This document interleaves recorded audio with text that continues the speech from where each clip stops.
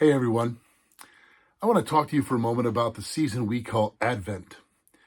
Not to be confused with the cultural Christmas season today, which begins when the Christmas music starts to play earlier and earlier every year and when Starbucks brings out their red holiday cups.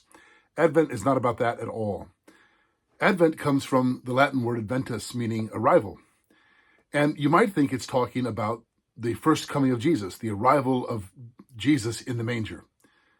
And that's part of it. But actually, the season of Advent for Christians has much more to do with his second coming. We live between the Advents, the first arrival of Jesus and the second arrival when he comes again in glory.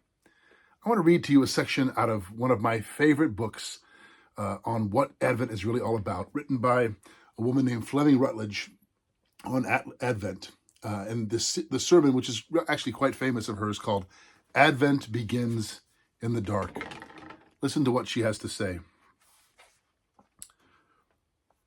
The more the world outside lights its trees, the more sparkle and glitter it throws about, the more it sings, "Have yourself a merry little Christmas," the more you will want to immerse yourself in the special mood of Advent.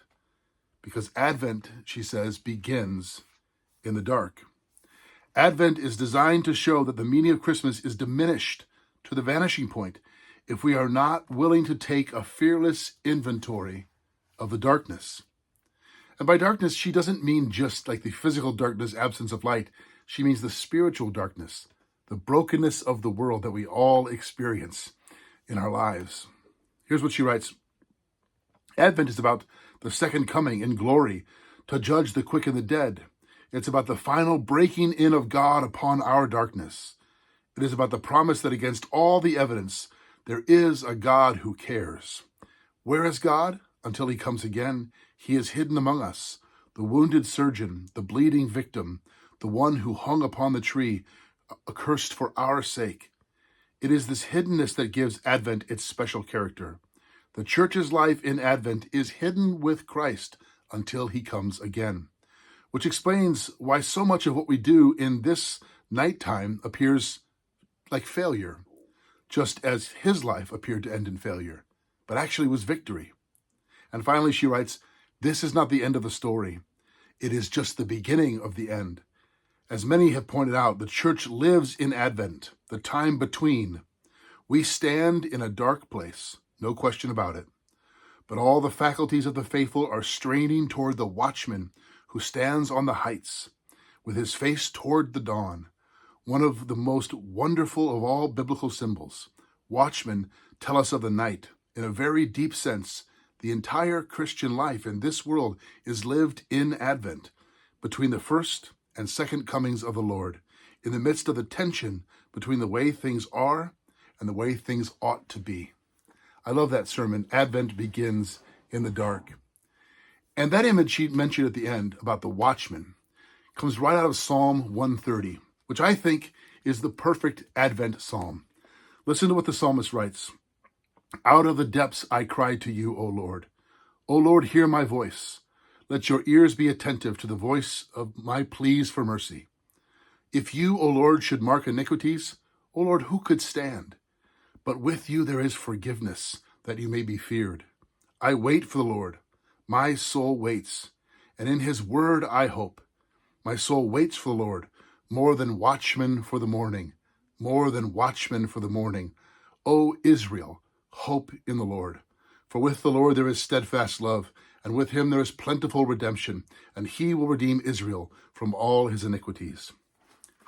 You notice that the psalmist begins, out of the depths, out of the darkness, I cry to you. Advent begins in the dark, in the depths, and not just the depths that are out there, not just the darkness of the world out there, but notice what the psalmist says, if you, O Lord, should mark iniquities, who could stand? The answer is no one. These depths are the depths of his own sin, of his own failure, not just the depths of other people's failure. And he says in verse 4, but with you there is forgiveness.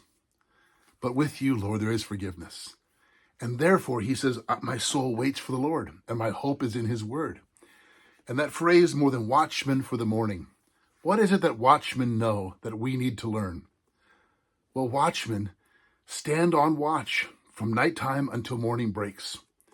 And what they know is that the dawn always comes. Why? Because they've seen it time and time again. They stand watching in the darkness, knowing that despite how dark it is, the morning will come. And that's a metaphor for the Christian life, for all of us. Christian Advent, waiting, in other words, is not wasting time or false hope or just, passivity. It's the certainty that Christ has come. And though it looks dark at times, Christ will come again. This is the spirit of Advent. So friends, happy Advent. Let's wait in hope for our King to come.